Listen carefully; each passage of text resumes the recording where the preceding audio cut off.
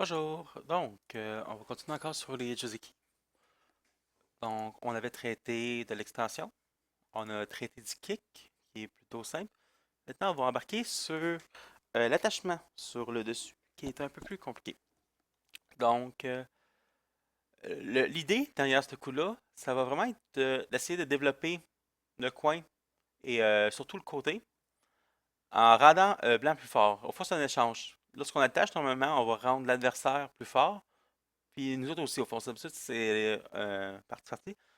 Donc, c'est un peu ça l'idée ici. Et le seul coup de blanc vraiment intéressant, c'est le anécite. Des fois, on va voir des joueurs faire ça, puis c'est un mauvais coup. Parce que maintenant, si noir fait tout simplement défendre, c'est difficile pour blanc d'avoir un résultat intéressant. Bon, il peut essayer d'aller dans le coin, mais noir va être relativement content de tout simplement l'enfermer et avoir ce qu'il voulait dès le début, qui était de l'influence dans le coin.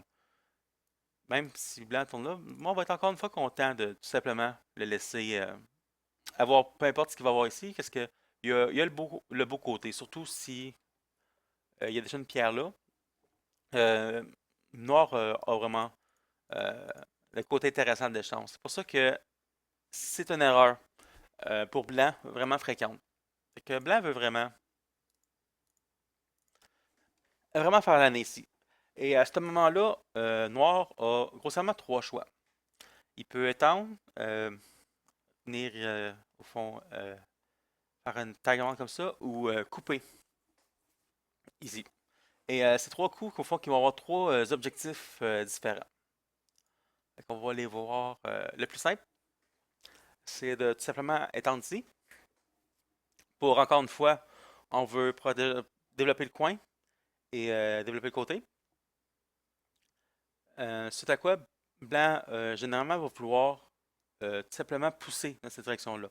On peut voir ce coup-là, qui est le plus standard, où noir va tout simplement bloquer. Parce qu'encore une fois, il veut développer ça. C'est son objectif. Et à ce moment-là, blanc, normalement, va venir défendre. Soit ici, le plus souvent, c'est ce coup-là qu'on va voir. Et noir aussi a besoin de défendre à ce moment-là. Et c'est un des Joseki de base. Maintenant, pourquoi noir a besoin de défendre? C'est parce qu'il reste encore une faiblesse ici. Si noir joue ailleurs, blanc pourrait en premier lieu, mettons, venir jouer ici ou ici pour exposer la faiblesse qui se trouve là. Il ne peut pas nécessairement pousser directement, mais on voit où ça se dirige. S'il commence à pousser, ça peut être vraiment compliqué pour lui. Puis s'il pousse de ce sens-là, il peut mettre ces pierres-là en danger. Donc, la pousse puis la coupe ici est problématique. Et même si elle ne marche pas dans l'immédiat, c'est vraiment du mauvais agi pour Noir. Et c'est pour ça que Blanc va peut-être pas nécessairement pousser, couper directement, mais il peut venir jouer ici. Parce que maintenant, si Noir ignore encore, là, c'est vraiment beaucoup plus compliqué pour Noir de gérer justement cette faiblesse-là. C'est pour ça que normalement, dans Joseki, Noir va tout simplement venir jouer ici. Et ça finit Joseki.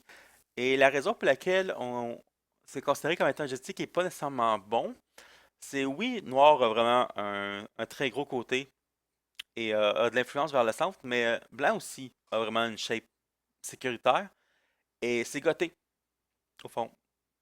Maintenant, c'est à Blanc de jouer, puis Blanc a le luxe, mettons, de venir peut-être splitter ici, si c'est encore disponible, ou de faire peu importe ce qu'il veut ailleurs dans le jeu. Puis il n'y a plus vraiment grand-chose que Noir peut faire contre la chef de Blanc. Dans le sens que, mettons qu'il vient jouer ici, Noir peut pousser comme ça, mais s'il fait ça, il va aider Blanc à tout simplement éliminer faiblesse.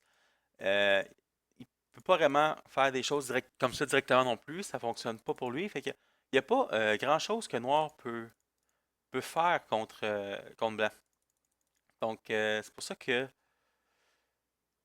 c'est considéré comme étant probablement un peu meilleur pour Blanc. Tout simplement parce que c'est goté pour Noir et Blanc est devenu plus fort aussi de son côté. Donc, c'est un échange tout à fait raisonnable. Un autre coup qu'on va voir des fois, ça va être celui-ci. Et c'est un peu le même principe au fond. Noir va venir exploiter la faiblesse directement. Puis ensuite, Blanc ne veut pas vraiment connecter ici. Parce que s'il le fait puis qu'il laisse Noir tout simplement le séparer, même s'il peut peut-être réussir à venir vivre, mettons, dans le coin, noir a maintenant un beau mur et la pierre ici euh, a l'air un peu ridicule. Donc c'est pour ça que normalement, blanc, dans cette situation-là, je veux dire, va venir défendre ici. Et on va voir ce genre de variation-là. Ce qui revient au fond un peu au même.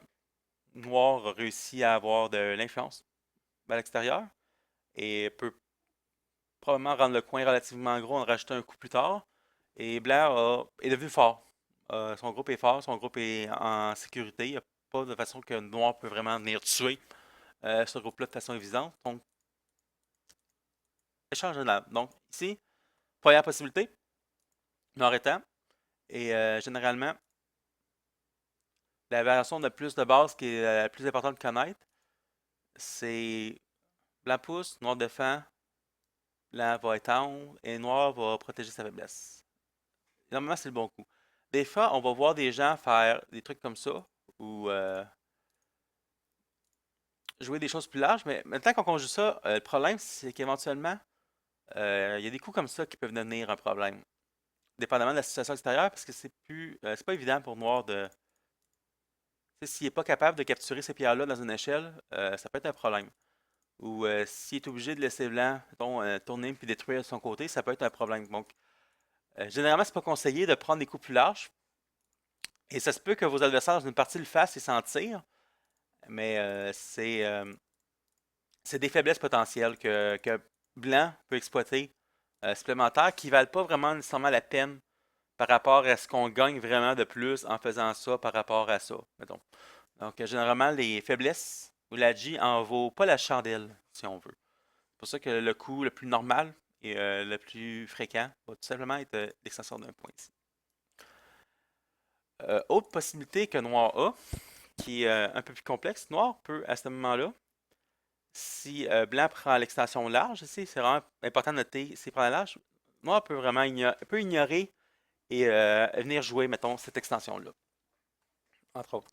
L'idée étant justement que pouce et coupe directement ne fonctionnent pas pour, euh, pour Blanc.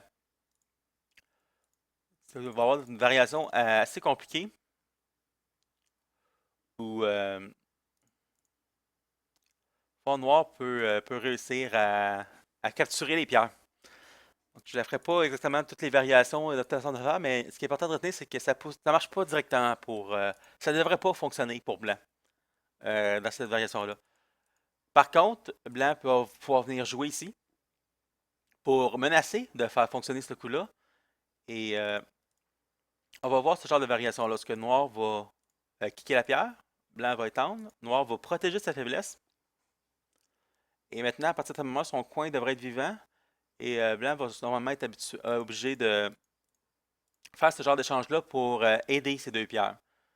Et c'est une variation qui est acceptable pour les deux joueurs si justement Noir a déjà une pierre ici, fait qu'il développe vraiment bien, même si ces pierres-là, au fond, ne font pas vraiment beaucoup de points dans l'immédiat, c'est quand même tout à fait acceptable. Donc, retenir, si Blanc prend l'extension large, à cause que cette faiblesse-là existe encore, la séquence, au fond, de pouce et coupe direct de Blanc fonctionne pas. Fait que Noir peut se permettre de faire ça. Mais il faut qu'il accepte que Blanc risque de pouvoir développer un groupe sensiblement fort dans la région ici, en échange. Mais c'est jouable. C'est une variation qu'on va voir des fois dans des parties. Et l'idée, c'est qu'éventuellement, surtout s'il y a une pierre de noir ici, on peut voir ça plus dans une vidéo sur des Joseki mieux parties. Mais il y a des variations intéressantes pour Noir pour venir vraiment faire du trouble dans cette région-là. Donc, à cause que cette pierre-là, au fond, enlève une liberté à ces deux. Donc, c'est pas mal ça pour l'extension directe, que variation plus de base comme ça. Euh, dans la prochaine vidéo, on va le couper celui-là parce que c'est quand même assez long. On va commencer à voir ce coup-là, qui est un autre coup avec une autre idée. Et la coupe ici, peut-être dans la troisième vidéo. Donc, retenir, premier coup de base, simplement étendre, parce qu'on veut développer ça. Noir veut cette région-là, donc étend, protège, il veut le coin, il veut ça, et simplement fixer les faiblesses. Et ça donne une belle position, forte, à noir, avec un bon territoire, mais blanc aussi a une position forte, donc c'est tout à fait correct pour blanc. Surtout considérant que c'est goté et que maintenant blanc a le luxe d'aller jouer ailleurs. Et surtout en début de partie, le SNT vaut quand même relativement cher. Donc c'est pour ça que c'est pas conseillé, à moins qu'on ait vraiment, pour ce coup-là, va pas conseiller à moins qu'on ait vraiment un développement là, important, qu'on ait déjà un bon développement de ce côté-là pour que ça vaille vraiment la peine d'essayer de développer ça. Parce que si on fait sérieusement cet échange-là, trop vite, et que finalement, blanc peut tout simplement, mettons, venir splitter ici, ou détruire au fond un peu cette région-là, maintenant, ça vaut vraiment pas la peine pour, pour noir. Donc,